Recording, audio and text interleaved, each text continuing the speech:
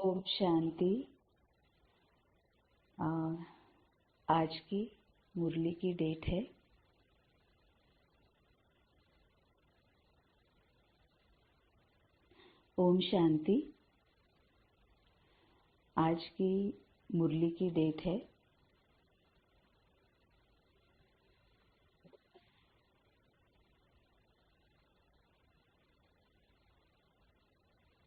27/9/2023, 27 सितंबर 2023।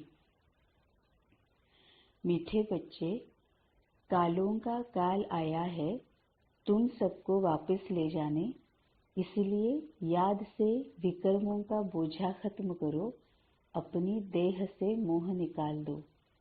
मीठे बच्चे, कालों का काल आया है तुम सबको वापस ले जाने। अब बाबा अपने आप को कालों का काल कहता है हमेशा, क्योंकि हमेशा काल तो आता है, मतलब हम जन्म मरण के चक्र में तो आते हैं, लेकिन हम परम धाम में नहीं जाते हैं, शांति धाम में तब तक नहीं जाते हैं जब तक पूरा कल्प खत्म न हो जाए, है ना। एक जन्म से निकल कर हम दूसरे जन्म में चले जाते हैं। तो कालों का काल मतलब बाबा ये कहता है कि अब जो होता है वो पूरे कल्प के अंतिम में जो होता है वैसे होगा। मैं तुम्हें लेके जाऊंगा परम धाम में। दूसरी बात बाबा के कहने का मतलब ये भी है कि कालों का काल मतलब हम जब एक जन्म से दूसरे जन्म जाते हैं तो उस जन्म के लिए हम मर जाते हैं, है ना। जब हम पिछले जन्म से मर गए तो हमें याद नहीं होता है कि पिछले जन्म में हम कौन थे, कहाँ थे, किसके साथ थे, है ना, हमें याद नहीं होता है, तो हम उस जन्म से मर जाते हैं। लेकिन अब बाबा कालों का काल आया है, इसका मतलब बाबा कहता है कि पूरे कल्प में जो कुछ भी हुआ वो सब कुछ अब हमें भूलना है। पूरे कल्प में जो कुछ भी हमने किया है, जिन विकारों को यूज किया है, जो कार्मिक अकाउंट्स बनाए हैं, वो सब अब हमें भूलना है। अब हमें पूरी तरह से ओरिजिनल स्टेज में आना है। अब हमें पूरी तरह से पावन बनना है और बाबा के साथ परम धाम में जाना है। इसलिए बाबा कहता है कि अब मैं कालों का काल आया हूँ, कि अब मैं तुम्हें परम धाम लेकर जाऊंगा। सिर्फ ये 1 या 2 जन्म की बात नहीं है, पूरे कल्प के अंतिम समय की बात है। अब मैं तुम्हें परम धाम लेके जाऊंगा, इसीलिए याद से विकर्मों का बोझा खत्म करो। अब यहाँ पर ऐसे होगा कि जब तक तुम विकर्मों का जो बोझा बनाकर आए हो वो खत्म नहीं करोगे, तब तक तुम नहीं जाओगे। या तो आपको योग से खत्म करना पड़ेगा या भोग से खत्म करना पड़ेगा। अगर योग से खत्म करोगे मतलब बाबा के साथ कनेक्टेड रहकर, मतलब बाबा की याद में रहकर अगर तुम खत्म करोगे तो भोगना उतनी नहीं होगी।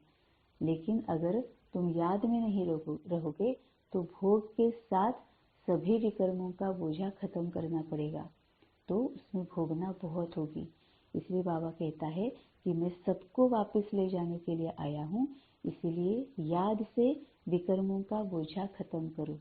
अब याद से विकर्मों का बोझा कैसे खत्म होता है वो भी बाबा ने बताया है कि जैसे ही बाबा की याद आती है तो सबसे पहले हमें क्या मिलता है, वर्षा, ज्ञान और शक्तियाँ, है ना। तो ज्ञान से हमें ये याद आता है कि जो कुछ भी हमारे सामने आया है वो क्यों आया है ना। या तो हमें लेसन मिलता है कि ये हमारे ही पिछले विकर्मों का परिणाम है ना। दुख, दर्द, अशांति, भय, चिंता ये सामने आ रहा है, इसका मतलब पिछले हमने ऐसे कुछ विकर्म किए हैं जिसका ये परिणाम है जो हमें दुख दे रहा है।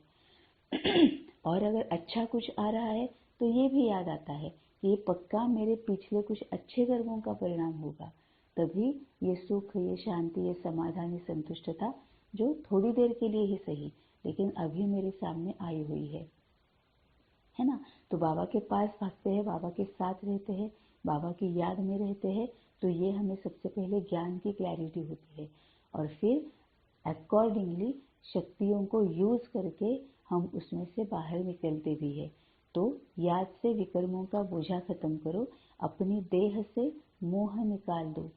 अब अपनी देह से मोह निकालना है, इसका मतलब देह और देह से संबंधित सभी बातों से अपना मोह निकालना है।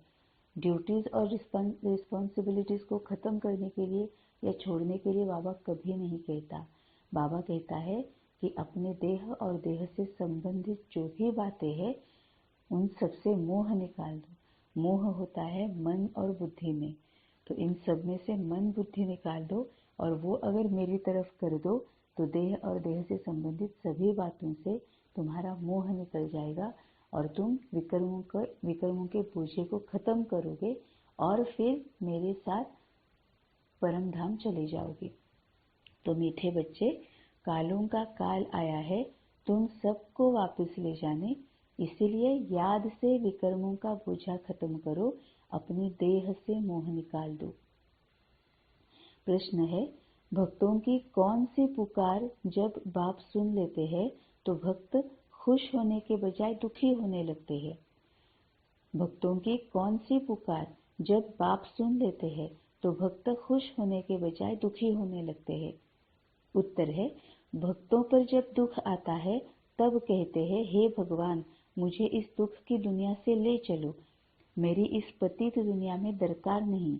लेकिन जब बाप पुकार सुनकर ले जाने के लिए आते हैं तब रोते हैं।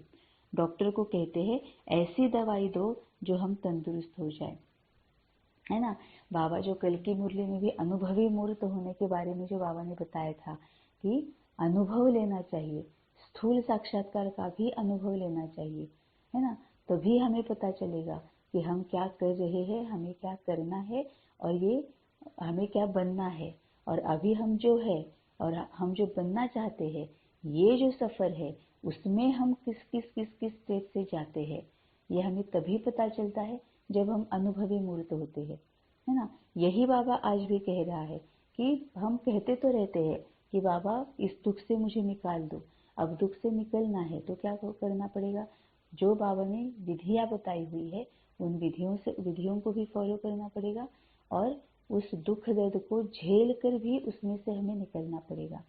लेकिन बाबा कहता है, जब मैं लेने के लिए आता हूँ, सब कहते हैं कि हे भगवान मुझे इस दुख की दुनिया से ले चलो, तो मैं जब इस दुनिया से लेने के लिए आता हूँ तब रोते रहते हैं। अब दुख की दुनिया से ले चलो मतलब क्या है? अब बाबा के लिए दुख की दुनिया मतलब आत्मा की दुख की दुनिया है। हम क्या कहते हैं? दुख की दुनिया मतलब इस संसार को बोलते हैं, इस संसार से मुझे ले चलो। अब इस संसार से तो हम तब तक नहीं जा सकेंगे जब तक कार्मिक अकाउंट्स को खत्म नहीं करेंगे। कार्मिक अकाउंट्स को तब तक खत्म नहीं करेंगे जब इस दुख दर्द क्लेश चिंता भय इसमें से हम ज्यादा के कार्मिक अकाउंट्स क्रिएट किए बगैर पास नहीं होंगे, है ना। इसीलिए बाबा कहता है कि कहते तो है कि दुख की दुनिया से ले चलो, और जब मैं इन्हें लेने आता हूँ मतलब ये पावन बनाने आता हूँ तब इनकी कोई वो इच्छा रहती नहीं है, क्योंकि हमें फिर उसमें क्लेश लगता है। पावन बनने में भी क्लेश लगता है हमें, है ना। जो साधना होती है वो करने में भी हमें फिर क्लेश लगने लगता है। इसलिए बाबा कहते हैं कि पतित दुनिया में मेरी दरकार नहीं, मेरी इस पतित दुनिया में दरकार नहीं। ये सुनकर बाप जब ले जाने के लिए आते हैं तब रोते हैं। डॉक्टर को कहते हैं, ऐसी दवाई दो जो हम तंदुरुस्त हो जाए। अब इसमें ये जो बाबा ने कहा है कि डॉक्टर को कहते हैं ऐसी दवाई दो जो हम तंदुरुस्त हो जाए, ये भी आत्मा के लिए अप्लाई होता है ना। क्योंकि बाबा की मुरली सुननी है तो सबसे पहले जो भी बाबा कहता है वो आत्मा के लिए लेना है। अब ये क्या इसका मतलब है कि डॉक्टर को कहते हैं ऐसी दवाई दो जो हम तंदुरुस्त हो जाए, मतलब बाबा से आशीर्वाद मांगते रहते हैं हम, क्योंकि हम अभी हमें पता है कि बाबा ही डॉक्टर है और बाबा ही आत्मा को तंदुरुस्त बनाता है। तो हम बाबा से दवाई ऐसी मांगते हैं जो हम इमीडिएटली तंदुरुस्त होना चाहते हैं, मतलब बाबा से आशीर्वाद मांगते रहते हैं, है ना। जो विधियां बाबा ने बताई हुई है, वो जो बाबा दवाई देता है वो खाने के बाद, वो कड़वी दवाई खाने के बाद वो जो अनुभव होता है वो हमें करना नहीं होता है। लेकिन बाबा को कहते हैं कि ऐसी दवाई दो कि इमीडिएटली हम तंदुरुस्त हो जाए, हमें कोई दुख दर्द की भोगना ना भोगनी पड़े। बाबा कहता है ये तो होगा नहीं, है ना। जैसे कल की मुरली में भी बाबा ने कहा था कि मेरे आशीर्वाद से कुछ नहीं होगा, मैं सिर्फ वरदान देता हूँ, उस वरदान से कुछ नहीं होगा। मेरे आशीर्वाद से, वरदान से जो भी उसके साथ विधि बताता हूँ उसको तुम्हें फॉलो करना पड़ेगा, वो जब फॉलो करोगे तब वो वरदान, वो आशीर्वाद तुम्हारे लिए प्रत्यक्ष हो जाएगा, है ना। यही बाबा का कहना है कि आत्मा भी इमीडिएटली तंदुरुस्त होने के लिए कुछ ना कुछ फिर मांगते रहती है, लेकिन बाबा जो कड़वी दवाई देता है, उस कड़वाई दवाई को डाइजेस्ट करने की हमें हिम्मत नहीं होती है, फिर हम रोने लगते हैं। गीत है दूर देश का रहने वाला। ओम शांति। दूर देश में बाप भी रहते हैं और तुम बच्चे भी रहते हो। अब यह बाप यहाँ क्यों आया है? बाप को क्यों याद करते हैं? हे भगवान आओ, आकर के हमको वापस ले जाओ। यह आत्मा कहती है, यह आत्मा कहती है अपने घर मुक्ति धाम ले जाओ। यह तो जैसे कालों के काल को पुकारते हैं। भक्ति मार्ग में समझ नहीं है हम किसको पुकारते हैं कि हमको इस पतित दुनिया के संबंध से छुड़ाकर साथ ले चलो। हमको यहाँ रहने की दरकार नहीं है। और फिर कोई की आत्मा जब शरीर छोड़ती है तो कितने दुखी होते हैं, रोते पीटते हैं। एक तरफ तो बुलाते हैं बाबा आकर के हमको यहाँ से ले जाओ, इस शरीर से मुक्त करो, परंतु जब मुक्त करते हैं तो रोते चिल्लाते हैं। भक्ति मार्ग में पुकारते हैं परंतु समझते नहीं है। सावित्री सत्यवान की कहानी है। वह तो एक की आत्मा को ले जा रहे थे, परंतु सावित्री ले जाने नहीं दे रही थी। मनुष्य जब शरीर छोड़ते हैं तो शरीर में मोह होने के कारण आत्मा छोड़ना नहीं चाहती। डॉक्टर को कहते हैं ऐसी दवाई दो जो हम तंदुरुस्त हो जाए। शरीर को हम छोड़ना नहीं चाहते। साथ में फिर कहते भगवान आओ, आकर हमको साथ ले जाओ। वंडरफुल बात है ना। अभी तुम खुशी से चलते हो। मनुष्यों का तो दुनिया में मित्र संबंधियों आदि में मोह है।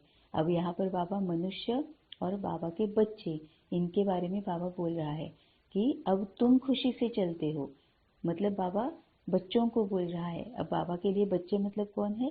जिन्होंने बाबा को पहचान लिया, है ना। ये अभी के लिए, क्योंकि वैसे तो बाबा के सभी बच्चे हैं। हर एक आत्मा बाबा का बच्चा है। हर एक आत्मा को बाबा अभी साथ लेकर जाएगा। आया है तो किसी को छोड़ेगा नहीं, या तो योग से या भोग से पावन बनाकर लेके जाएगा। लेकिन बाबा कहता है कि मनुष्यों का दुनिया में मित्र संबंधियों आदि में मोह रहता है, जिन्होंने अभी तक बाबा को जाना नहीं है। जो भक्ति मार्ग में तो बहुत है, लेकिन असली रीति उसका मीनिंग नहीं समझते हैं। क्यों नहीं समझते हैं? क्योंकि बाबा को नहीं जानते हैं। बाबा को जानते हैं तभी मीनिंग समझ पाएंगे, है ना। तो बाबा को जो जानते नहीं है, उन मनुष्यों का सभी मित्र संबंधियों में बहुत मोह रहता है। इसको ही अब हम सेल्फ चेकिंग के लिए यूज करेंगे कि क्या मेरा इस शरीर में मोह है? मेरा इस मित्र संबंधियों में मोह है? मेरा मेरे फैमिली मेंबर्स, रिलेटिव्स, फ्रेंड्स इसमें मोह है? अगर है तो क्या मैं मनुष्य हूँ या बाबा का बच्चा हूँ, है ना। ये सेल्फ चेकिंग करेंगे। तो अभी तो तुम खुशी से चलते हो। मनुष्यों का तो दुनिया में मित्र संबंधियों आदि में मोह है। अब पूछते हैं क्या तुमको मित्र संबंधियों आदि से छुड़ाऊं, ले तो जाऊं, फिर तुम इन संबंधियों की याद छोड़ो, है ना। बाबा ने यहाँ पर जवाब दे दिया कि तुम बोल तो रहे हो कि मुझे इस दुख की दुनिया से ले चलो, तो क्या ये जो तुम्हारे संबंध है इसमें से छुड़ाऊं, है ना। अगर घर में जो भी हम जिनके साथ रहते हैं उनके साथ के उनका साथ जो है वो छुड़ा कर तुम्हें लेके जाऊं, तो बाबा कहता है ले तो जाऊं, फिर तुम इन संबंधियों की याद छोड़ो।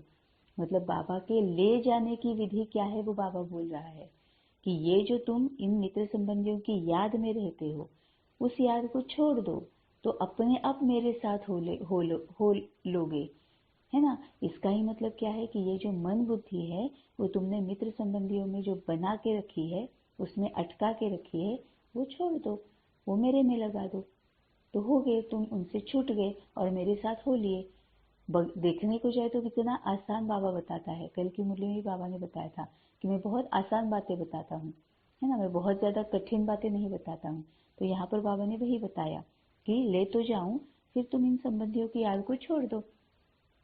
मतलब करना क्या है? हमें ही करना है। बाबा के आशीर्वाद से कुछ नहीं होगा।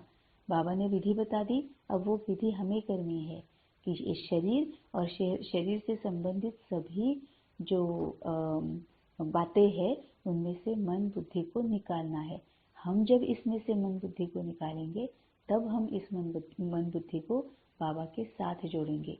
अब इसके लिए बाबा और आसान क्या काम करता है और आसान बातें हमें क्या बताता है कि फॉरगिवनेस प्रैक्टिस करते रहो, है ना। याद क्यों आती है? क्योंकि कार्मिक अकाउंट है। कार्मिक अकाउंट है, इसके लिए विधि क्या है?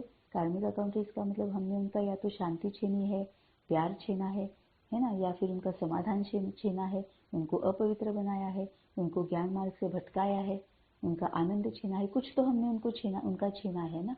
तो माफी मांग लो कि मैंने जो छीना है, मैंने जो कष्ट दिया है, उसके लिए माफ कर दो। क्योंकि ये तुम्हें जो मैंने कष्ट दिया है, मैंने तुमसे ये जो सभी अच्छी बातें छीनी है, उससे क्या दुख होता है, दर्द होता है, भय लगता है, वो अब मैं जानता हूँ। मैं आत्मा अब वो जानती हूँ, उस क्लेश को मैं आत्मा जानती हूँ, है ना। इसीलिए मेरी गलती मेरे समझ में आ चुकी है, इसीलिए मुझे माफ कर दो, मुझसे बहुत बहुत बड़ी गलती हो गई, है ना। तो बाबा कहता है कि ये जो विधियां मैं बताता हूँ वो अपना लो, फॉरगिवनेस प्रैक्टिस कर लो, माफ़ी मांग लो, माफ़ कर लो।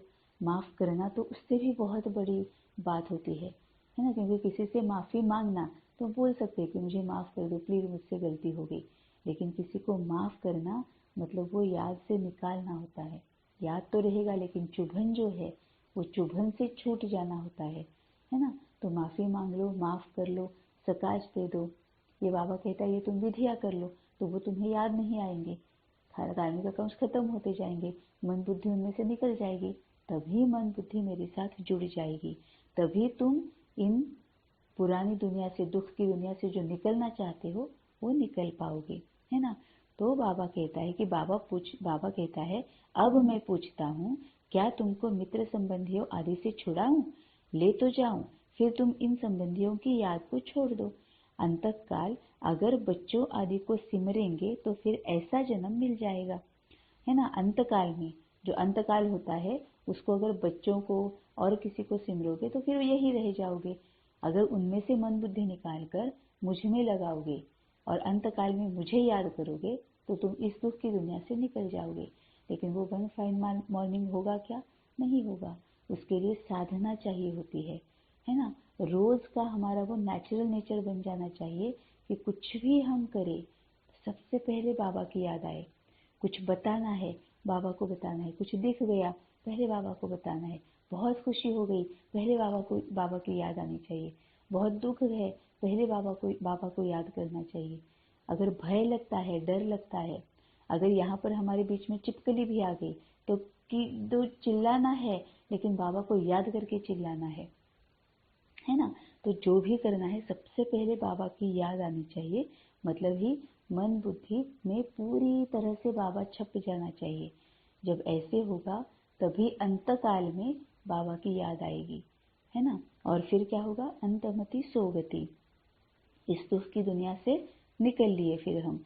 तो बाबा कहते हैं तुम आत्माओं को इस शरीर से अलग कर मैं ले जाऊंगा, फिर तुमको मित्र संबंधियों आदि की याद तो नहीं पड़ेगी। बाबा पूछ रहा है कि मैं ले जाऊंगा लेकिन क्या तुम्हें इन मित्र संबंधियों आदि की याद तो नहीं पड़ेगी? पिछाड़ी में एक बाप को ही याद करना है, पुनर्जन्म में तो फिर यहाँ आना नहीं है, इसलिए देह सहित सबको भूलते जाओ। बाबा ने अब पूरी तरह से इस पर ही जोर दिया है कि अब तो मन बुद्धि को इस दुनिया से निकाल दो, अब तो तुम मन बुद्धि को मेरे में ही लगा दो। मुझे एक बाप को याद करो, जब तक तुम पवित्र नहीं बनेंगे तब तक तुमको ले नहीं जा सकता हूँ। अब पवित्र बनना मतलब क्या है? देह और देह से संबंधित सभी बातों से मन बुद्धि को निकालना, है ना। क्योंकि बाबा के लिए पवित्रता का बाबा साफ साफ कहता है कि ये जो घर संसार को छोड़ के जाना, दुनिया को छोड़ के जाना, ये मेरे लिए कोई पवित्रता नहीं है ना। ब्रह्मचर्य का पालन करना ये मेरे लिए कोई पवित्रता नहीं है। ये साधु सन्यासी जो है उनकी पवित्रता की मान्यता है।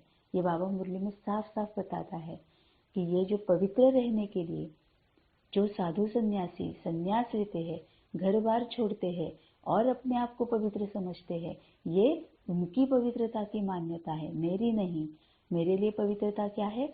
आत्मा में कोई भी एक भी वेस्ट या निगेटिव संकल्प ना हो, ये मेरे लिए पवित्रता की मान्यता है ना। क्योंकि बाबा क्या कहता है कि तुम अगर किसी के बारे में एक गलत या वेस्ट थॉट भी क्रिएट करो तो तुम हिंसा कर रहे हो, है ना। किसी के बारे में अगर कोई गलत थॉट क्रिएट कर रहे हो, गलत संकल्प क्रिएट कर रहे हो, तो तुम हिंसा कर रहे हो। अब ये इसीलिए तो बाबा डबल अहिंसक बनने को कहता है ना, कि मन बुद्धि से भी अहिंसक बनो, शरीर से भी अहिंसक बनो।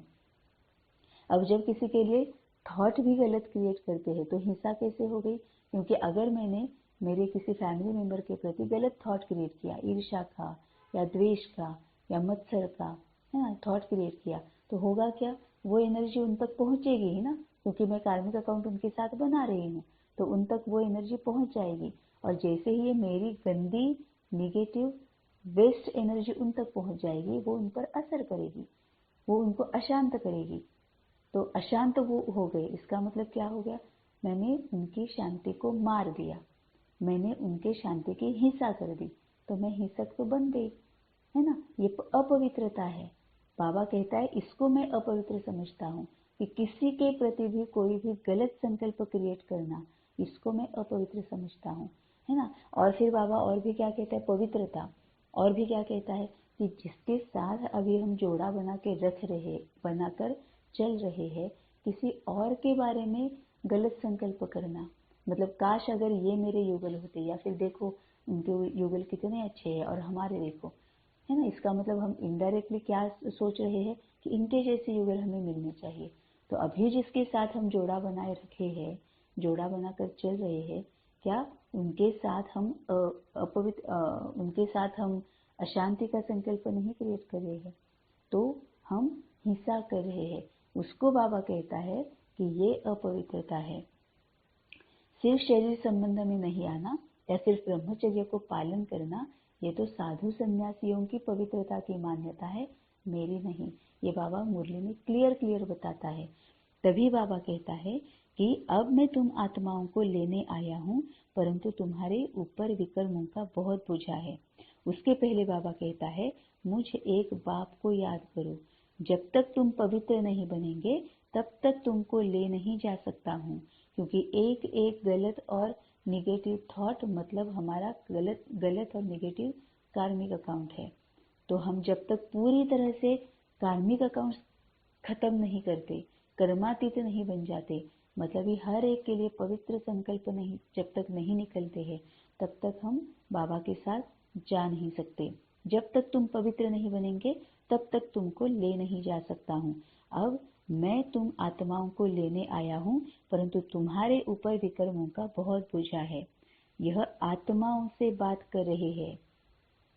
अब बाबा ने ये भी क्लियर कर दिया, मैं शरीर की बात नहीं कर रहा हूँ, मैं आत्मा की बात कर रहा हूँ, है ना। क्योंकि ये पवित्रता अपवित्रता अभी भी कई सारे भाई बहन है जो शरीर की पवित्रता से लेते हैं।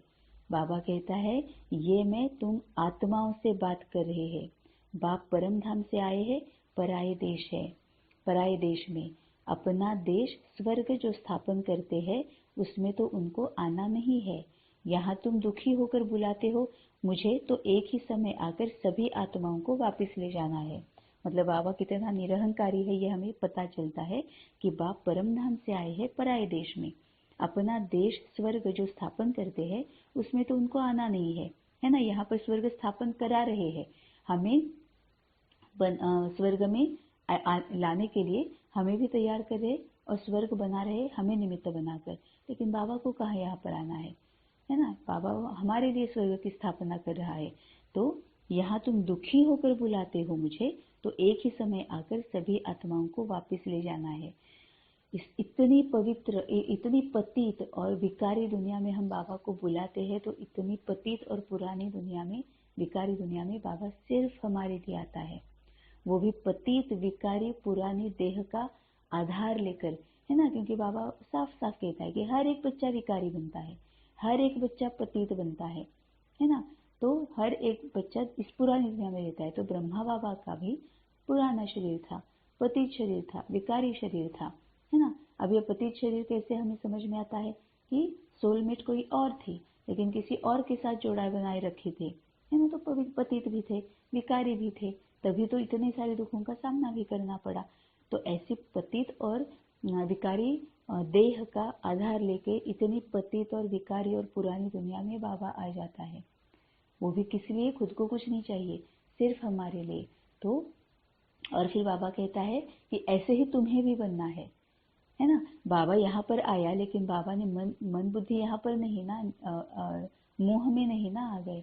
बाबा को पता है कि मैं मेरे काम के लिए यहाँ पर आया हूँ, ड्रामा के अनुसार जो मेरा पार्ट है वो पार्ट बजाने के लिए मैं आया हूँ। और इसीलिए बाबा कहता है जैसा मैं हूँ वैसा ही तुम्हें भी बनना है, तुम बस पार्ट प्ले कर रहे हो। अब तो ये समझो, लास्ट जन्म में ही है ये हम समझ पाते हैं, बाकी के सभी जन्म हम उसमें इन्वॉल्व हो जाते हैं, इंडल्ज हो जाते हैं, है ना, मोह में ही रहते हैं।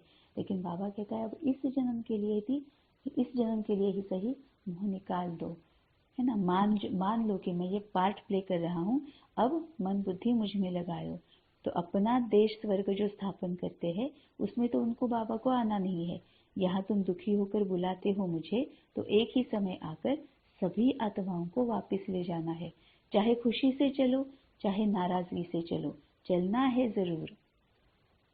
बेहद का बाप कालों का काल आत्माओं को वापस ले जाते हैं, गोया सभी मनुष्यों का विनाश करने आते हैं।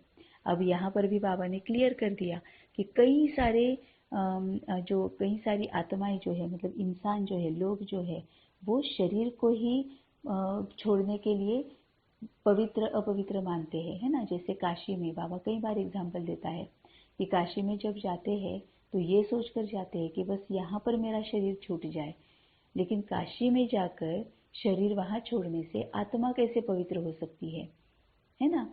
ना काशी पवित्र है ना शरीर पवित्र है। काशी में जाकर शरीर छोड़ने से आत्मा कैसे पवित्र हो जाती है।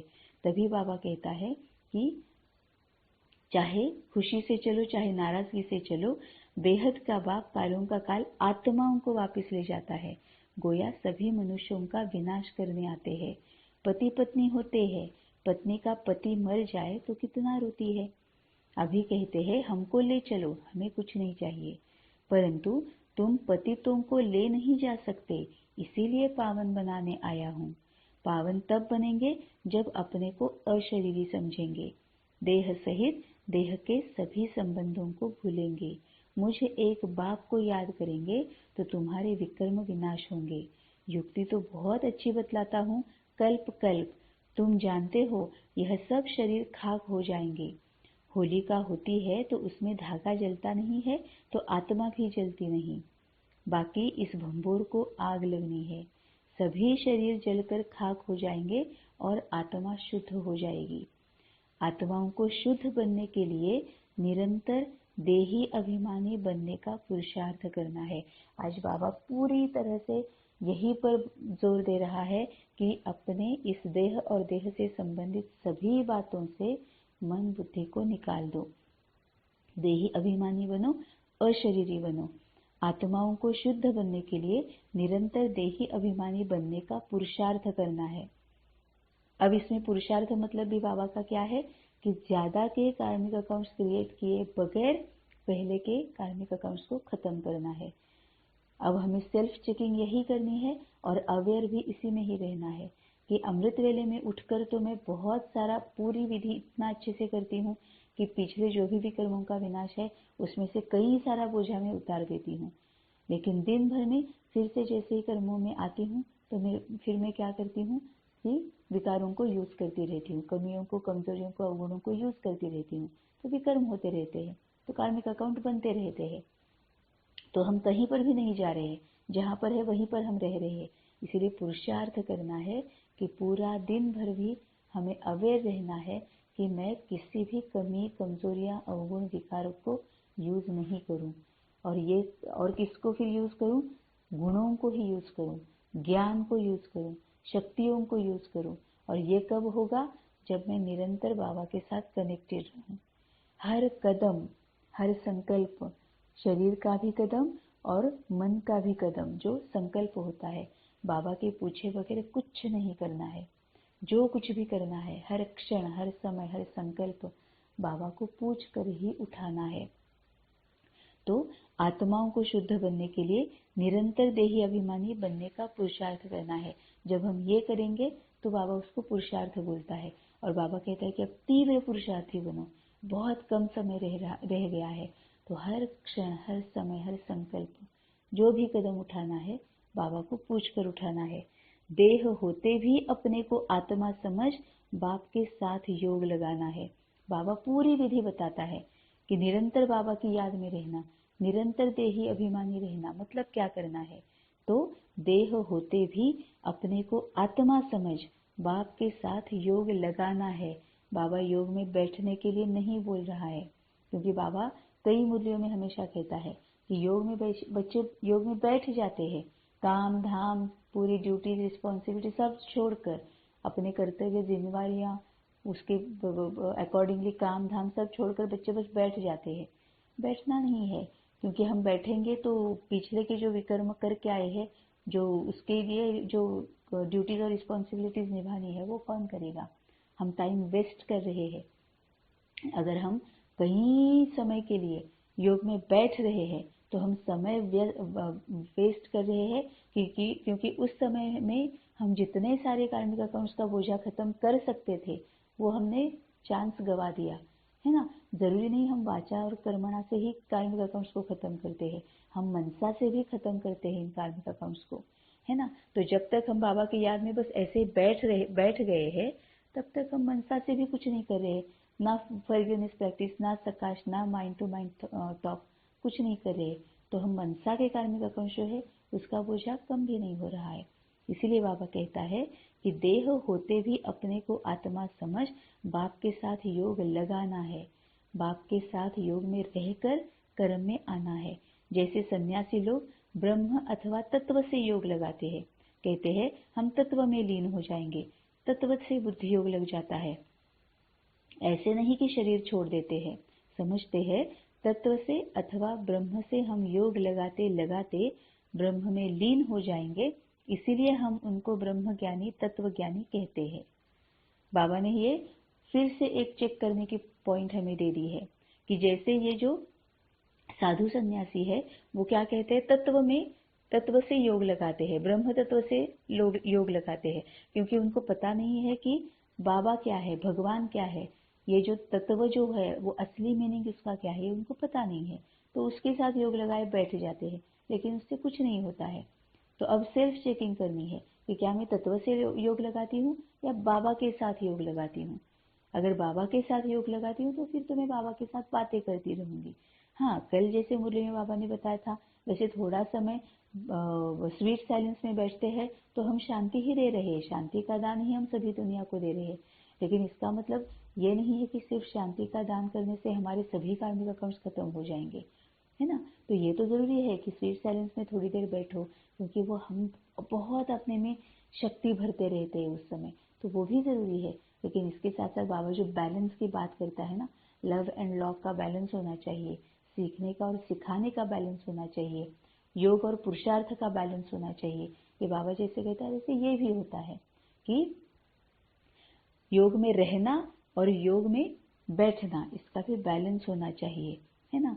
तो बाबा कहता है कि जैसे सन्यासी लोग ब्रह्म अथवा तत्व से योग लगाते हैं, कहते हैं हम तत्व में लीन हो जाएंगे, तत्व से बुद्धि योग लग जाता है। ऐसे नहीं कि शरीर छोड़ देते हैं, समझते हैं तत्व से अथवा ब्रह्म से हम योग लगाते लगाते ब्रह्म में लीन हो जाएंगे, इसीलिए हम उनको ब्रह्म ज्ञानी, तत्व ज्ञानी कहते हैं। तत्व का ज्ञान है, तुमको ज्ञान है हम आत्माएं तत्व में रहती है, वह समझते हैं हम उस तत्व में लीन हो जाएंगे। बहुत बड़ा फर्क है। अब हमें समझ में आया है कि हम उस तत्व में रहते हैं, है ना, लेकिन वो समझते हैं कि हम उस तत्व में लीन हो जाएंगे। अगर कहें हम जाकर वहां रहेंगे तो भी ठीक है, आत्मा लीन तो होती नहीं है। बुदबुदे का मिसाल देते हैं, लेकिन वह तो रॉन्ग है। ज्योति में लीन होने की बात ही नहीं। अविनाशी आत्मा में सारा पार्ट भरा हुआ है जो कभी विनाश हो नहीं सकता।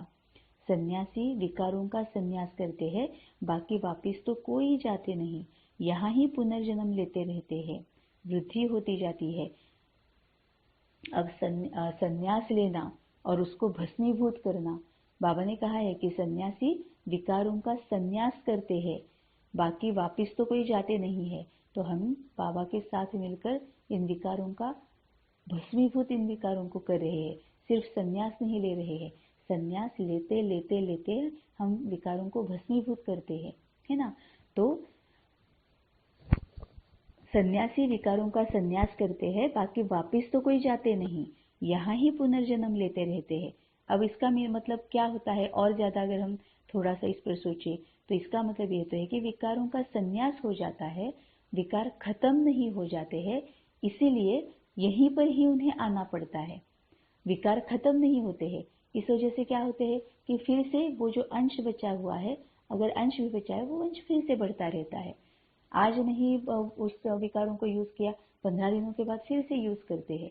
विकारों को यूज करते तो विक्रम होते हैं, विक्रम होते हैं तो दुख दर्द का सामना पड़ता है, कार्मिक अकाउंट्स क्रिएट हो गए, उनको खत्म करने के लिए फिर से पुनर्जन्म यहीं पर लेना पड़ेगा, है ना।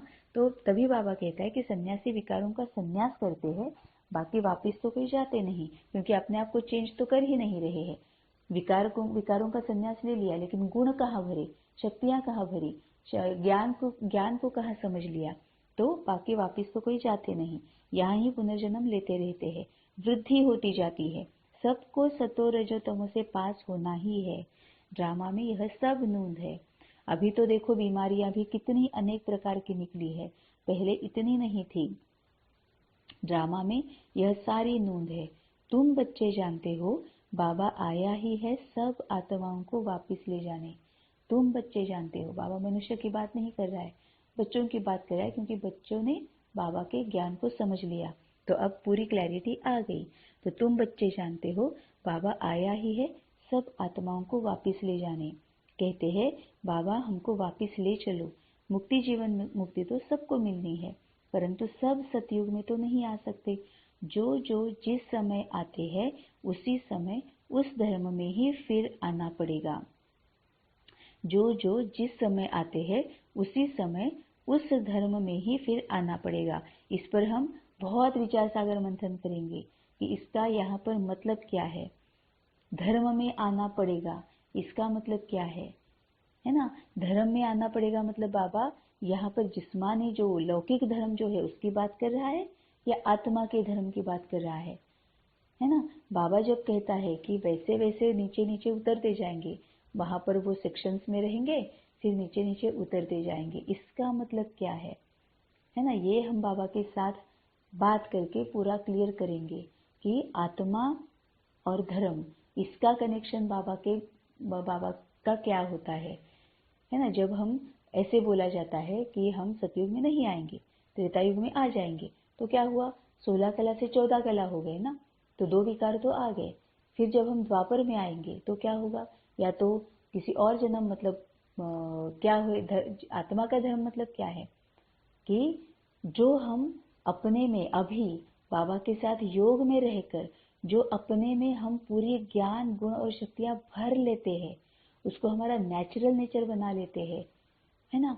वो वहां पर नहीं होता है जब हम द्वापर में आते हैं। वही आत्माएं सतयुग में त्रेतायुग में आएंगी जिन्होंने अपने आप का आपका नेचुरल नेचर बना लिया है कि गुणों को ही, शक्तियों को ही, ज्ञान को ही यूज करेंगे, वही सतयुग त्रेतायुग में आएंगे।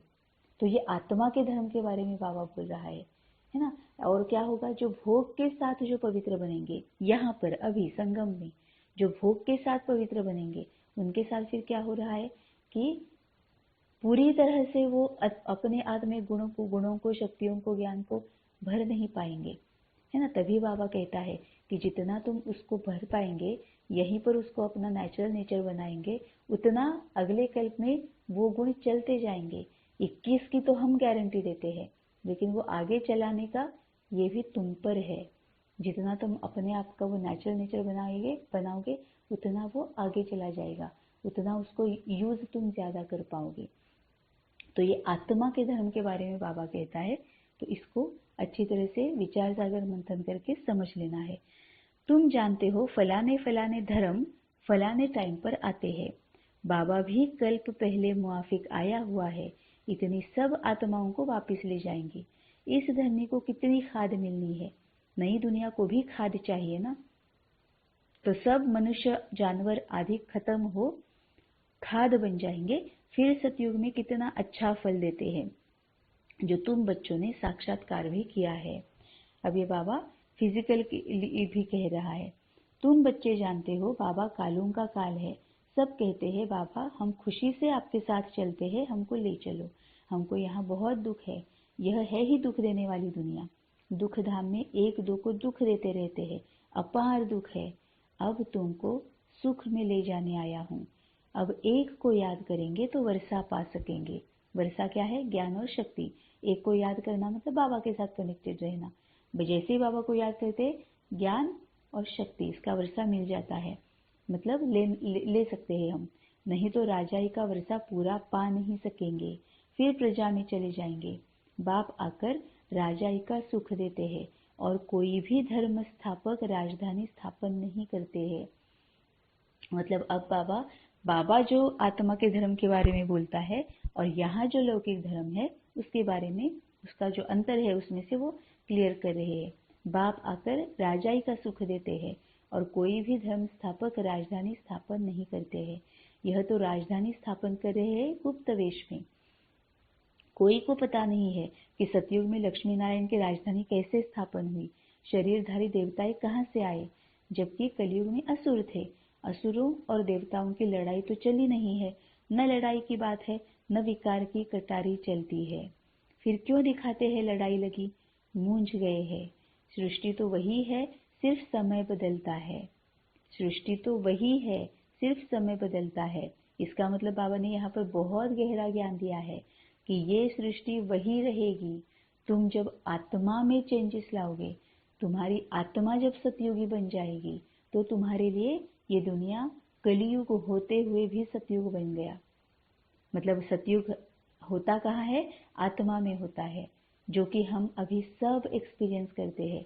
कि बाकी के जो मनुष्य है जिन्होंने अभी तक बाबा को नहीं पहचाना है, वो कितने दुख में है। मतलब वो दुख की दुनिया में खुद भी दुखी है। और हम क्या है, जो बाबा को अच्छी तरह से समझ लिया बाबा को, हम क्या है, दुख की दुनिया में सतयुगी आत्मा हम है।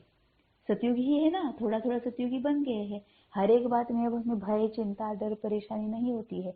सतयुगी बन रहे हैं, लेकिन कुछ कुछ बातों में अच्छे खासे सतयुगी बन गए हैं, है ना। तो बाबा कहता है ये सतयुग है, आत्मा का सतयुग बाबा बनाने आया है। तो सृष्टि तो वही है, सिर्फ समय बदलता है। हमारा समय बदल गया ना, हम सतयुग में पहुंच गए। तो यह है बेहद का दिन, बेहद की रात। सतयुग त्रेता को दिन कहा जाता है, वहां तो लड़ाई होती नहीं। परंतु वह राजधानी उन्हों को कैसे मिली? कलयुग में तो राजधानी है नहीं। कहते हैं बाबा वंडरफुल है आपकी स्थापना का कर्तव्य। इतने बच्चों को सुखी बनाते हो, बाकी हाँ अपने अपने पुरुषार्थ अनुसार ऊंच पद पा सकते हैं। बाकी हाँ अपने अपने पुरुषार्थ अनुसार ऊंच पद पा सकते हैं। इसका मतलब क्या है कि जो जैसा पुरुषार्थ करेगा उसके अनुसार उसको अगले कल्प में पद मिलेगा। ईश्वरीय भाषा में, बाबा की भाषा में पद मतलब रोल। तुम जानते हो 5000 वर्ष बाद परमपिता परमात्मा आते हैं। भल करके कोई प्रभु, कोई गॉड कहते हैं। पिता तो है ना, पिता कहना कितना अच्छा है। ईश्वर हमारा पिता है। सिर्फ प्रभु कहने से इतना मजा नहीं आएगा, गॉड कहने से सर्वव्यापी समझ लेते हैं। फादर कहा जाए तो सर्वव्यापी कह न सके। अब तुम आत्माएं सुन रही हो, समझती हो हमारा बाबा आया हुआ है, हमको योग से पवित्र बना रहे हैं। तो बाप, टीचर, सतगुरु को याद करना पड़े, है ना। कल की मुरली में भी बाबा ने बहुत क्लियर किया था शिक्षक के बारे में। तो यहाँ पर भी बाबा आज बता रहे हैं कि बाप, टीचर, सतगुरु को याद करना पड़े। अब ये कैसे याद करते हैं? रोज बाबा हमें पालना देता है, रोज पालना देता है ना। अब जो बाबा कहता है कि रात को भी पूरा मुझे ये दे दो, जो भी तुमने दिन भर में किया हुआ है ना, वो सब कुछ मुझे बता दो। मुझे अच्छी तरह से बता दो तुमने क्या क्या किया है ना। वो पूरा चार्ट दे दो और फिर तुम मेरे साथ सो जाओ। ये बाबा क्यों कहता है? क्योंकि जब हम सोते हैं तब भी हम बाबा के साथ सोते हैं, तो अपने आप को हम शक्तियों से भर रहे हैं, है ना। तो रोज बाबा हमें शक्तियों से भरता है, तभी हम अगले दिन अच्छे से चल पाते हैं। है ना। तो जैसे हम अपने बच्चों को रोज खिलाते हैं, पिलाते हैं, नहलाते हैं, सुलाते हैं, उठाते हैं, उनकी पालना करते हैं, है ना। तो ये जो है हम अपने लौकिक में जो बच्चों की पालना करते हैं, वैसे बाबा रोज हम आत्माओं की पालना करता है। हमें पता नहीं है, हम अभी बाबा को जानते हैं, अभी हमने बाबा को पहचाना है, लेकिन जब हम बाबा को पहचानते नहीं थे तब भी बाबा हमारी पालना कर रहा है, क्योंकि जब सोते हैं बाबा के साथ ही हम होते हैं, एक्चुअली कहा जाता है ना। तो बाबा रोज हमारी पालना करता है, तो बाबा बाप है। कोई भी सवाल है उसको बाबा हमें पूरी तरह से ज्ञान देता है। इसका मतलब क्या है, बाबा हमारा टीचर है, क्योंकि हर एक हमारे सवाल का जवाब बाबा देता है।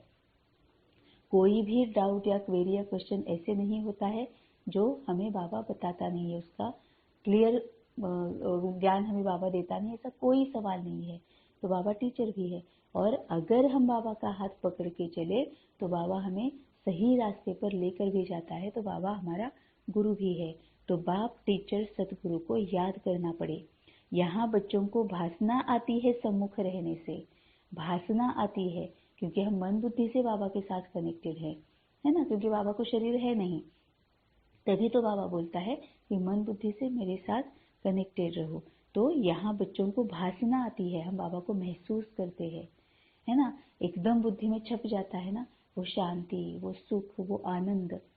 सुख से भी आनंद होता है, क्योंकि सुख तो फिर भी हम दुख में आ जाते हैं, लेकिन बाबा के साथ रहकर जो आनंद मिलता है ना, उसका कोई अपोजिट वर्ड है ही नहीं।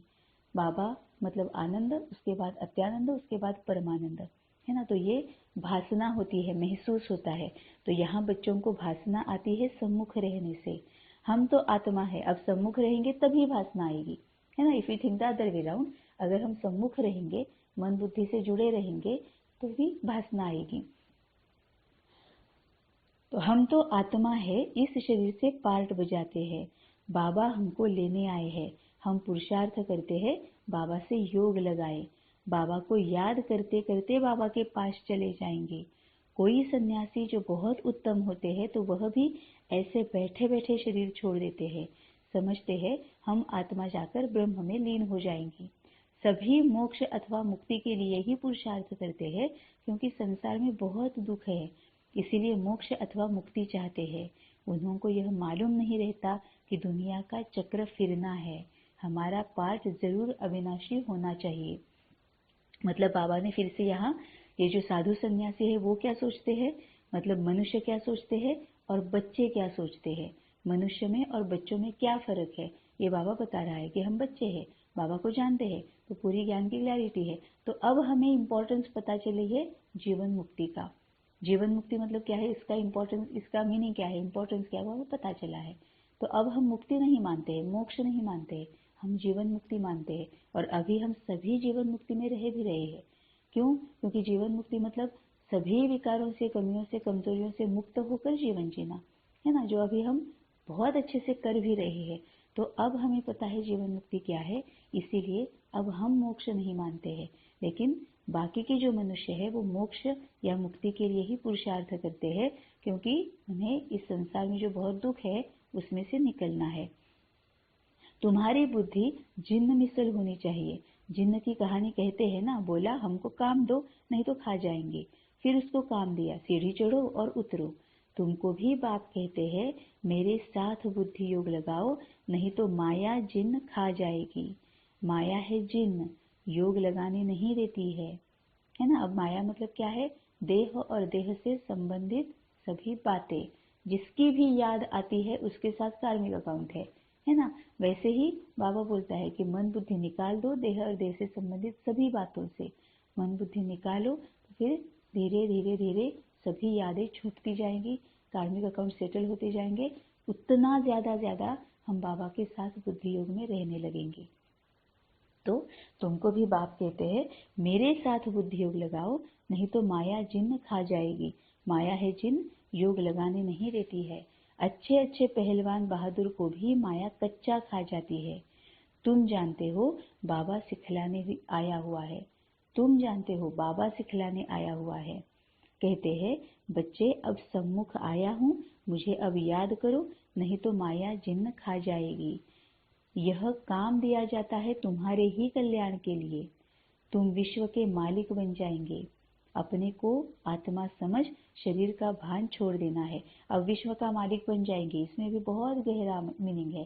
बाबा जो बात कहता है ना, हैंडलिंग, रूलिंग, कंट्रोलिंग पावर्स, इन सभी पावर्स की बाबा बात कहता है।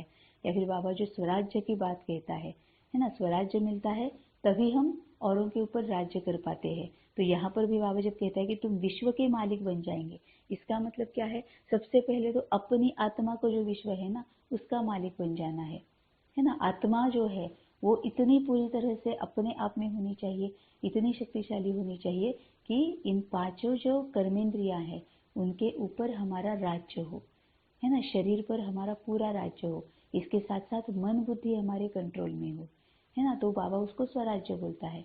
जब ये होता है, मन बुद्धि पर हमारा कंट्रोल है, तो हम गुणों को ही यूज करें, ज्ञान को ही यूज करें, शक्तियों को ही यूज करें। तो जो भी आत्मा हमारे सामने आएगी, हमें पता है कि इनको किस तरह से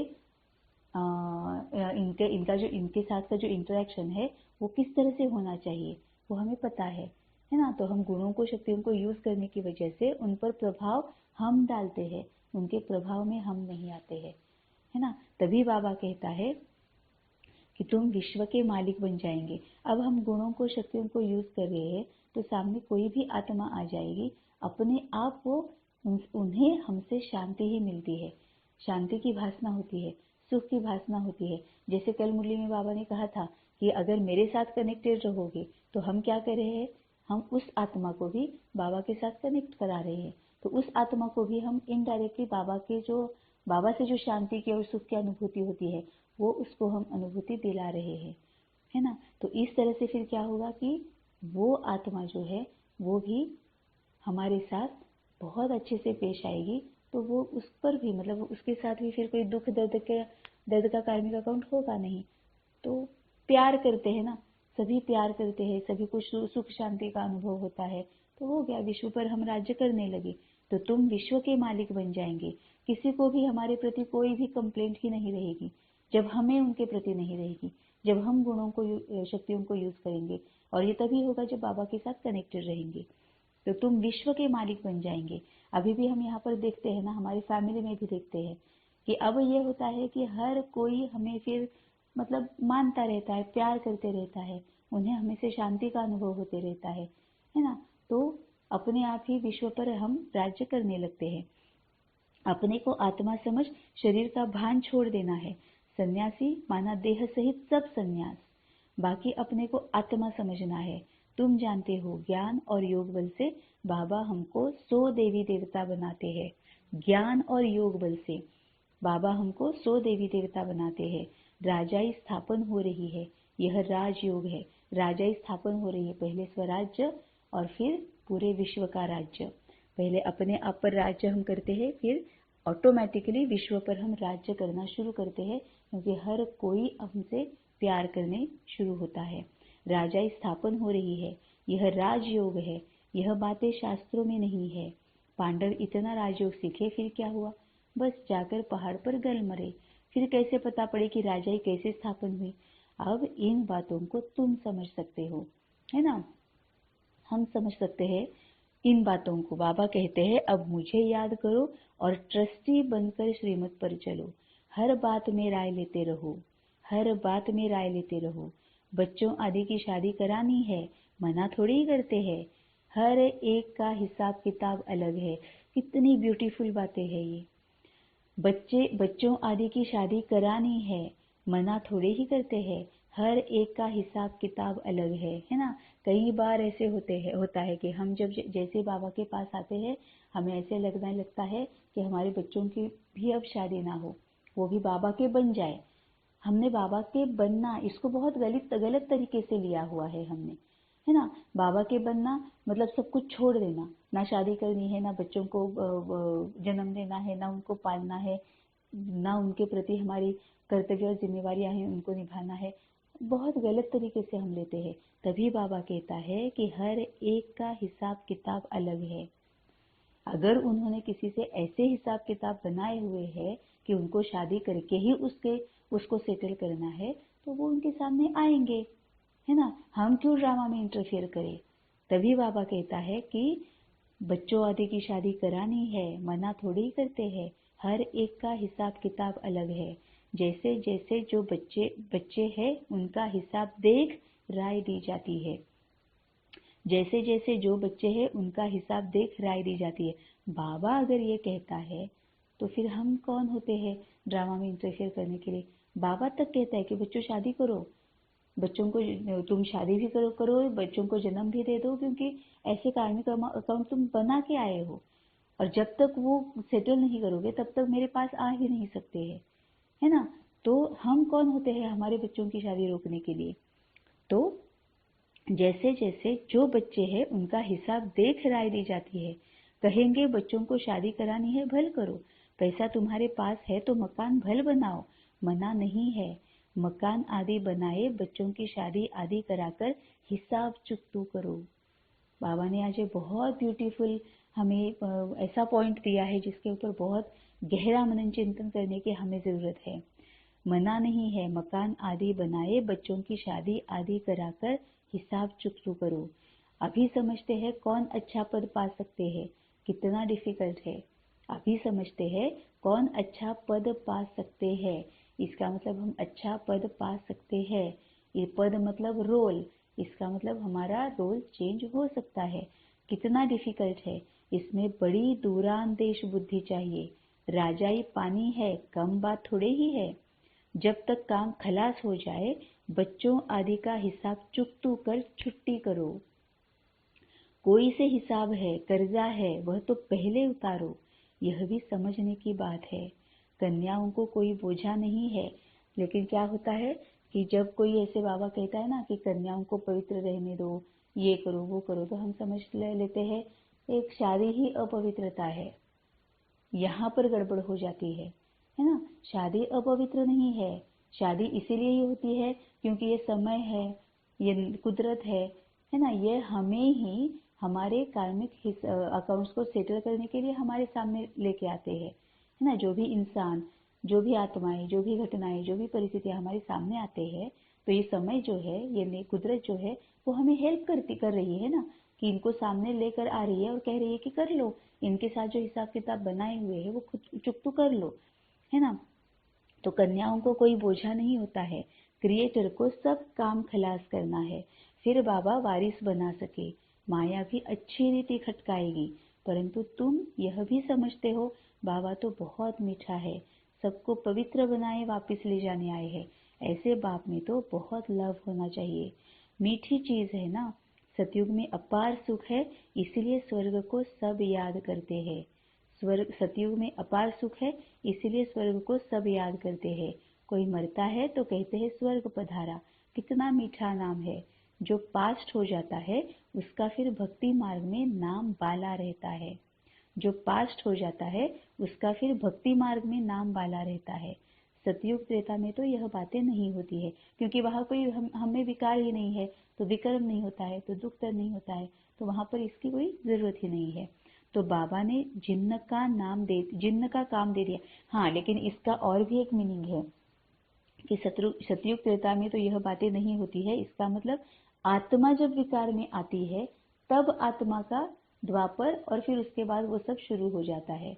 तो बाबा के मतलब आत्मा को अगर हमें लेना है तो ये सतयुग, त्रेता युग, द्वापर युग, कलयुग, संगम युग, ये जो भी है वो बाहर नहीं होते हैं, वो आत्मा में होते हैं, है ना। अभी हम सभी क्या है, थोड़े कलयुग में है, थोड़े संगम युग में है, थोड़े सतयुग में है, तीनों युग में हम अभी है ना। क्योंकि आत्मा में अभी कुछ विकारों के अंश भी बचे हैं, तो कलयुग में भी है, लेकिन साथ साथ आत्मा चेंज भी हो रही है, तो हम संगम युग में भी है। और कई सारी ऐसे हैं जो विकारों को हमने छोड़ भी दिया है, भस्मीभूत भी कर लिया है, तो आत्मा सतयुगी भी है ना। लेकिन जिन्होंने अभी तक बाबा को पहचाना नहीं है, हो सकता है वो पूरा कलयुग में है, लेकिन हो सकता है क्योंकि कई सारी आत्माएं ऐसी है जिन्होंने अभी तक बाबा को पहचाना नहीं है, लेकिन वो बहुत गुणों को यूज कर रही है, बहुत अच्छा पुण्य का काम कर रही है ना। तो ये जो सतयुग, त्रेता युग, द्वापर युग, ये जब है, ये जो है, या फिर इसके साथ साथ जो धर्म है वो आत्मा के लिए बाबा कहता है। तो सतयुग त्रेता में तो यह बातें होती नहीं, तो बाबा ने जिन्न का काम दे दिया है, अपने को आत्मा समझ मुझे याद करो, नहीं तो माया रूपी जिन्न तुमको खा जाएगा। याद करना पड़े, आत्मा निश्चय कर बाप को याद करना है, आत्मा निश्चय कर बाप को याद करना है, तभी हम बाबा जो बोल रहा है वो आत्मा के लिए ले सकते हैं। नहीं तो फिर से वो फिजिकली हो जाएगा कि भोग लगाते रहो, एक दूसरे की आंखों में आंखें डाल के दृष्टि देते रहो, सफेद कपड़े पहनते रहो, या फिर जो भी सामने आता है पकड़ पकड़ कर उसको बाबा का ज्ञान सुनाते रहो, है ना। उसको उसका मन है चाहे नहीं है, या फिर जो भी हमारे फैमिली मेंबर्स है उनको जबरदस्ती बाबा के पास लेते आया करो, है ना। कई सारे ऐसे हैं, ये बाबा बाबा बाबा बाबा बाबा, बस नाम बाबा बाबा बाबा का लेते रहो, है ना, लेकिन धारणा जो होनी चाहिए वो हमें होती नहीं है। इसीलिए बाबा कहता है आत्मा निश्चय कर बाप को याद करो, तभी समझ में आएगा कि बाबा क्या एग्जैक्टली कहना चाहता है और वो हमें किस तरह से फॉलो करना है। हाँ, शरीर निर्वाह अर्थ कर्म तो करना ही है, 8 घंटा तो शरीर निर्वाह के लिए चाहिए, क्योंकि तुम कर्मयोगी हो। फिर तुम पुरुषार्थ करो। अब बाबा जब कर्मयोगी बोलता है, इसके भी कई सारे बहुत गहरा मीनिंग है इसका। कर्मयोगी मतलब क्या है, जो कर्म कर रहे हो वो पूरा मन के साथ करो, है ना। क्योंकि हम कर्म में तभी इसीलिए ही आ रहे हैं क्योंकि हमारे कार्मिक अकाउंट जो भी बचे हुए हैं उनको खत्म करना है। तो कर्म योगी, इसके और भी सारे अर्थ है कि कर्म करते हुए योग में रहो। अब किसके साथ योग में रहना है, एक तो जो कर्म कर रहे हैं उसमें भी मन बुद्धि अच्छे से होनी चाहिए, उसमें अगर मन बुद्धि की जरूरत नहीं है तो बाबा के साथ मन बुद्धि जोड़कर बाबा के साथ योग में रहकर कर्म करते रहो। तो 8 घंटा तो शरीर निर्वाह के लिए चाहिए क्योंकि तुम कर्मयोगी हो। फिर तुम पुरुषार्थ करो 8 घंटा। अब पुरुषार्थ मतलब क्या है, ज्यादा के कार्मिक अकाउंट क्रिएट भी नहीं करने हैं। ये कब होगा, जब हम गुणों को, संस्कारों को, शक्तियों को यूज करेंगे। ये कब होगा, जब बाबा के साथ कनेक्टेड रहेंगे। तो बाबा के साथ योग में रहकर कर्म करो, तो फिर ज्यादा के कार्मिक अकाउंट क्रिएट भी नहीं होंगे। तो पुरुषार्थ भी हो गया। 8 घंटा अपने पुरुषार्थ के लिए भी निकालो। अपने को ऐसे समझो बस हम बाबा के बन गए, यह शरीर तो पुराना है, इससे ममत्व मिट जाना है। मिटते मिटते, याद करते करते अगर किसका ममत्व रह गया तो राज्य भाग्य पा नहीं सकेंगे। अब ये बाबा अंतकाल के बारे में बोल रहा है ना। बाबा ने जो ऊपर कहा था अंतमति सोगति, अंतकाल में बस एक बाबा की याद आनी चाहिए, जो कि वन फाइन मॉर्निंग आती नहीं है। इसके लिए बाबा ये सब विधियां बताता है जो हमें हर क्षण, हर समय, हर संकल्प वही करना है हमें, है ना। तो मिटते मिटते, याद करते करते अगर किसका ममत्व रह गया तो राज्य भाग्य नहीं पाएंगे। विश्व का मालिक बनने में मेहनत चाहिए। अब मेहनत तो चाहिए, लेकिन अगर बाबा से प्यार है तो मेहनत मोहब्बत में बदल जाती है। फिर मेहनत नहीं लगती है। क्यों? क्योंकि हमने पूरी तरह से सरेंडर कर दिया कि बाबा बस तू जो कहता है वही वही मैं करूंगी। तो फिर जो भी बाबा कहता है वो करने में मेहनत नहीं लगती है ना। क्योंकि जैसे कल बाबा ने बताया कि मुझे अपना बच्चा बना दो, तो अभी इस वक्त लौकिक में जो भी हम बच्चे के लिए करते हैं हमें मेहनत नहीं लगती है, बहुत प्यार से करते हैं हम। बच्चा अगर 2 रोटी भी खा रहा है ना, तो 4 रोटियां बनाकर खिलाते हैं, बच्चे खा ले, अच्छा है, सेहत के लिए अच्छा है ना। बच्चों को अगर एग्जाम्स है, हम खुद जगते रहते हैं, वो अगर पढ़ाई करे तो हम खुद जगे रहते हैं उनके साथ, है ना। देर से भी सोते हैं, और अगर बच्चों को जल्दी उठाना है तो हम खुद उठकर बच्चों को उठाते हैं, तो हमें मेहनत थोड़ी लगती है उसमें, इतना मोहब्बत के साथ हम करते हैं। तभी बाबा कल बोल रहा था ना कि मुझे बच्चा बना लो, है ना। तो सब कुछ एक दो ये भी होता है कि विकारों को भी, क्योंकि जो भी हमारे वो बच्चों का हो जाता है, तो अभी तो हमारे पास विकार ही है, कमियां हैं, कमजोरियां हैं, अवगुण ही है, तो वो भी बाबा को दे दिया, उससे भी छूट गए। और बहुत प्यार से हम बाबा के लिए जो भी कर रहे हैं वो बहुत प्यार से कर रहे हैं, जो बाबा बोलता है वो हम करते हैं, है ना। इसीलिए अगर हम बाबा को बच्चा समझे तो भी ठीक है। बाबा आया है दुख धाम से लिबरेट कर ले जाने, इसीलिए उनको लिबरेटर और गाइड, पतित पावन कहते हैं।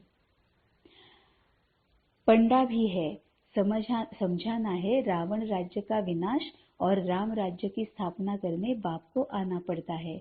वही शांति की स्थापना करते हैं, उनके जो मददगार बनते हैं उनको पीस प्राइज मिलती है। उनके जो मददगार बनते हैं उनको पीस प्राइज मिलती है। बाबा कहता है ना कि इमीडिएटली तुम्हें फल मिल भी जाता है क्योंकि हम शांति महसूस करते हैं, तो वही हमारा प्राइज है। पीस स्थापन करने वाला ही पीसफुल राज्य देते हैं। वही मोस्ट बिलीवेड बाबा है जो हमको कल्प कल्प वर्षा देते हैं। जितना श्रीमत पर चलेंगे तो श्रेष्ठ बनेंगे। तुम जानते हो श्री श्री से हम श्री लक्ष्मी श्री नारायण बनते हैं। 21 जन्मों के लिए सूर्यवंशी चंद्रवंशी राजधानी स्थापन हो रही है। अच्छा, मीठे मीठे सिकेलधे बच्चों प्रति माता पिता बाप दादा का याद प्यार और गुड मॉर्निंग। रूहानी बाप की रूहानी बच्चों को नमस्ते। धारणा के लिए मुख्य सार है। पहली पॉइंट, दूरांदेशी बन कर्म बंधन को समाप्त करना है। कोई भी हिसाब किताब व कर्जा है तो उसे उतार हल्का बन वारिस बन जाना है। दूरांदेशी बन कर्म बंधन को समाप्त करना है। कर्म बंधन जो है वो बाबा ने बताया हुआ है ना कि कर्म बंधन मतलब किसी के भी साथ अगर हम अपेक्षा या ऐसे रख कर आते हैं, कोई अपेक्षा करते हैं, मतलब हम उनके साथ बंधन में आ रहे हैं, हम सेवा नहीं कर रहे हैं, हम कार्मिक अकाउंट्स को चुकता नहीं कर रहे हैं ना, तो वो कर्म बंधन में हम आ जाते हैं। कोई भी हिसाब किताब व कर्जा है तो उसे उतार हल्का बन वारिस बन जाना है। मतलब कोई अपेक्षा नहीं रखो और जो भी सामने आता है बस सेवा समझकर करते रहो, है ना। दान अलग होता है, सेवा अलग होती है।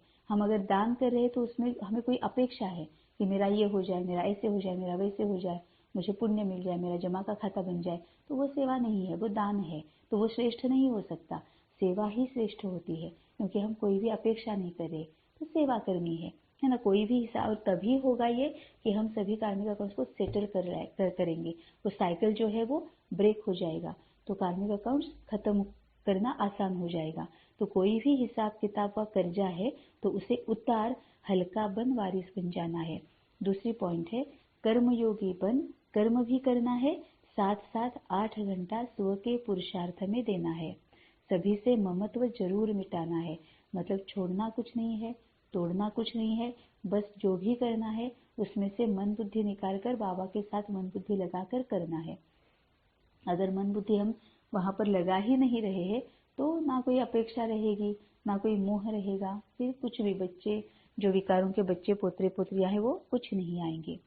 वरदान है, प्रवृत्ति में रहते भी समर्पित हो सेवा की धुन में रहने वाले बाप दादा के दिल तख्त नशीन भव। प्रवृत्ति में रहते भी समर्पित हो सेवा की धुन में रहने वाले बाप दादा के दिल तख्त नशीन भव। जो बच्चे प्रवृत्ति में रहते भी समर्पित है उनके सहयोग से सेवा का वृक्ष फलीभूत हो जाता है। उनका सहयोग ही वृक्ष का पानी बन जाता है। जैसे वृक्ष को पानी मिलने से अच्छा फल निकलता है, ऐसे श्रेष्ठ सहयोगी आत्माओं के सहयोग से वृक्ष फलीभूत होता है। ऐसे सेवा की धुन में सदा रहने वाले, प्रवृत्ति में रहते समर्पित हो चलने वाले बच्चे बाप दादा के दिल तख्त नशीन बनते हैं। बाबा ने ऊपर कहा है ना कि बच्चे मेरे मददगार बनते हैं। क्यों? क्योंकि बच्चों को निमित्त बनाकर ही बाबा ये स्वर्ग स्थापन करता है ना। तो इसीलिए बाबा को बच्चों के सहयोग की जरूरत भी होती है ना। अगर ब्रह्मा बाबा का सहयोग अगर नहीं मिलता तो फिर बाबा किसको ये करता, कैसे सुनाता हमें, हम तक ज्ञान कैसे पहुंचाता, है ना। इसीलिए बाबा को बच्चों के मददगार बनने की बहुत जरूरत होती है। तो बाबा कहता है कि जो बच्चे प्रवृत्ति में रहते भी, मतलब गृहस्थ में रहते हुए भी, जिन्होंने निवृत्ति नहीं ली है, जिन्होंने संन्यास नहीं लिया है, मतलब जो घर संसार में है, गृहस्थ में है, तो जो बच्चे प्रवृत्ति में रहते भी, गृहस्थ में रहते भी समर्पित है। अब समर्पित मतलब मन बुद्धि बाबा के साथ, मन बुद्धि किसी भी देहधारी में नहीं, बाबा के साथ ही जब मन बुद्धि होती है तो हमें सही रीति से समर्पित कहा जाता है। आज बाबा ने समर्पण मतलब क्या, समर्पित मतलब क्या, ये भी बहुत अच्छे से क्लियर किया है कि जो बच्चे प्रवृत्ति में रहते भी समर्पित है उनके सहयोग से सेवा का वृक्ष फलीभूत होता है ना। क्योंकि हम जब मन बुद्धि से बाबा के साथ कनेक्टेड है तो हम सभी को बाबा का परिचय दे रहे हैं, शांति महसूस करा रहे हैं, सुख और पवित्रता महसूस करा रहे हैं, है ना। तो वो भी चेंज हो जाएंगे। वैसे वैसे जैसे जैसे वो बाकी की आत्माएं भी चेंज होती जाएगी, वैसे वैसे हम सतयुग को, समय को नजदीक ला रहे हैं। सतयुग को बनाने में हम समय को नजदीक ला रहे हैं। तो बाबा वही काम करने आए हैं ना, तो बाबा की हम हेल्प कर रहे हैं। उनका सहयोग ही वृक्ष का पानी बन जाता है। बाबा ये वृक्ष बना रहा है ना, अभी तो सैपलिंग लग रही है, बाबा ये बड़ा सा वृक्ष बन जाता है, तो उनका सहयोग ही वृक्ष का पानी बन जाता है। जैसे वृक्ष को पानी मिलने से अच्छा फल निकलता है, ऐसे श्रेष्ठ सहयोगी आत्माओं के सहयोग से वृक्ष फलीभूत होता है। ऐसे सेवा की धुन में रहने वाले, सेवा मतलब किसी से कोई अपेक्षा नहीं, बाबा से भी नहीं कि मुझे अच्छा ये मिल जाए, मुझे अच्छा वो मिल जाए, मैं सतयुग में आऊंगी, त्रेतायुग, पता नहीं, जो होगा सो होगा। बाबा तू कह रहा है ना, मुझे करना है, बस तू बताते जा, मुझसे कराते जा, मैं अवेलेबल हूँ, है ना, मैं तुम्हारे लिए हूँ, जो भी तू चाहता है मुझसे कराते जा। ऐसे सेवा की धुन में कि मुझे कोई अपेक्षा नहीं, क्या होगा बाद में, तू है ना देखने के लिए। क्यों? क्योंकि हमने अपनी जो ये है, अपनी खुद की जो ये है, डेस्टिनी है, किस्मत है, भाग्य है, वो बाबा के हाथ में सौंप दिया है। ये जो अपना अपना भाग्य तैयार करने की या लिखने की जिम्मेवारी है, अपना अपना भाग्य, वो हमने बाबा पर सौंप दिया है कि बाबा तू देख ले कैसे करना है ना। तो ऐसे सेवा की धुन में सदा रहने वाले, प्रवृत्ति में रहते समर्पित हो चलने वाले बच्चे बाप दादा के दिल तक नशीन बनते हैं, है ना। अब इसमें भी क्या हो रहा है कि हम गृहस्थ में होते हैं, और अगर हम सेवा की धुन में रहते हैं तो हम जाने अनजाने कितनों को हम बाबा का बना रहे हैं।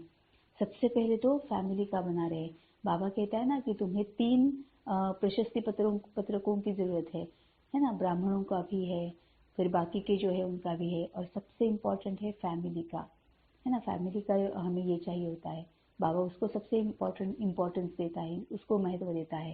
तो अगर हम सेवा की धुन में चल रहे हैं तो अपने फैमिली में रहते हुए भी, गृहस्थ में रहते हुए भी, उनका हमें जो एक मान्यता होती है ना, वो सबसे पहले मिल जाएगी, जो बहुत इम्पोर्टेंट है। स्लोगन है, कम से कम समय में संकल्पों को मोड़ने और ब्रेक लगाने की युक्ति सीख लो तो बुद्धि की शक्ति व्यर्थ नहीं जा सकती। बाबा ने ये विधि बता दी कि निरंतर बाबा के साथ मन बुद्धि कैसे जोड़नी है। कम से कम समय में संकल्पों को मोड़ने और ब्रेक लगाने की युक्ति सीख लो तो बुद्धि की शक्ति व्यर्थ नहीं जा सकती। अब ये कैसे करेंगे कि एक तो निरंतर बाबा के साथ जो कुछ भी पूछना है, बताना है, जो कुछ भी कर रहे हैं बाबा को पूछ कर ही करना है। बाबा को पूछ कर ही जो भी लौकिक का हो, जो भी है, वो ज्ञान भी देना हो, बाबा के साथ कनेक्टेड रहकर जो भी हम कर रहे हैं वो बाबा के साथ कनेक्टेड रहकर हम अगर कर रहे हैं तो एक तो व्यर्थ संकल्प, निगेटिव संकल्प आएंगे नहीं। और फिर भी अगर आते हैं तो बाबा ने कई बार बताया है कि कोई भी आत्मा, घटना या परिस्थिति सामने आती है, सबसे पहले मेरे पास भाग के आओ। तो किसी भी आत्मा की अगर याद भी आती है, भागना बाबा के पास है। बाबा के पास जैसे ही भाग जाते हैं तो जिसकी भी याद आती है उसकी याद में हम अटक कर, उसकी याद में रहकर यहाँ वहाँ आधा 1-1.5 घंटे के लिए घूम के नहीं आते हैं। जैसे ही किसी की याद आती है और अगर हम बाबा के पास भागते हैं तो ऑटोमेटिकली बाबा हमें बताता है कि इस याद से निकलने के लिए हमें क्या करना है, जो कि बाबा ने हमें पहले ही बताया है कि याद आ रही है, इसका मतलब कार्मिक अकाउंट है, उसको सेटल करना है। तो क्या करो, सबसे पहले उसकी माफी मांग लो, उसको माफ कर लो, उसको माफ कर दो, उसको सकाश दे दो।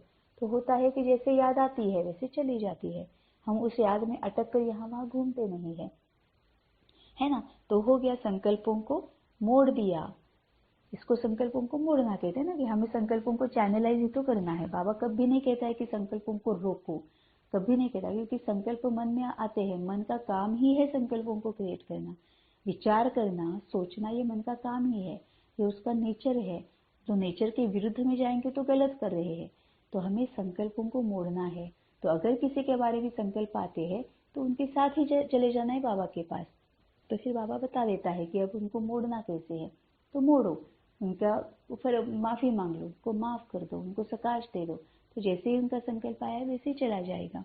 तो ब्रेक भी लग गया, मुड़ भी गए, है ना। तो फिर क्या हुआ, बुद्धि की शक्ति व्यर्थ नहीं हुई। अदरवाइज हम वेस्ट ही क्रिएट करते, निगेटिव ही क्रिएट करते, वो खत्म भी हो गया। और दूसरा, बाबा के साथ रहने की वजह से अच्छा एलिवेटेड भी क्रिएट कर लिया तो दोनों तरफ से दो फायदे हो गए।